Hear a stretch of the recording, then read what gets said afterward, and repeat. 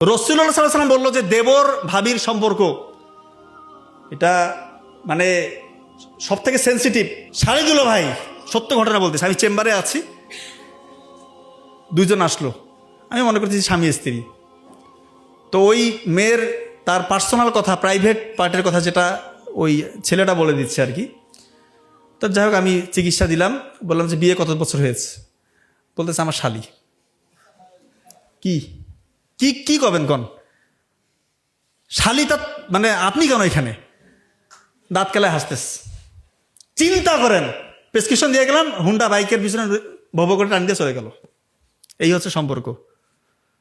বাবা মারা কি মানে মাথার মধ্যে কিছু আসে না নাই আল্লাহ জানে। জামাই আসছে আর একটু শালিকে নিয়ে ঘুরবে, চিন্তা করেন এগুলা কোন লেভেলের রে ভাই? এগুলা কি এক একটা অলি নাকি? এরা যারা বিয়ে করার শালি কি তার কি মানে ওর কি কাজ করে না কোনো ব্রেনের মধ্যে নাকি?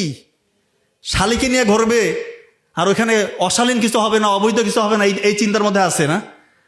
এত পবিত্র এগুলা একটা, আমি মিথ্যা কথা বলতেছি না। আর এক ভাই ফোন দিচ্ছে, অনলাইনের পেশেন্ট, যে আমার ভাইয়ের সমস্যা, তার ইরেকটাইল ডিসফাংশন, প্রিম্যাচুর ইজাকুলেশন, এগুলোর কথা তার ছোট ভাই বলতেছে। ঠিক আছে, দুই ভাইয়ের সম্পর্ক ভালো হতে পারে, বলতেই পারে।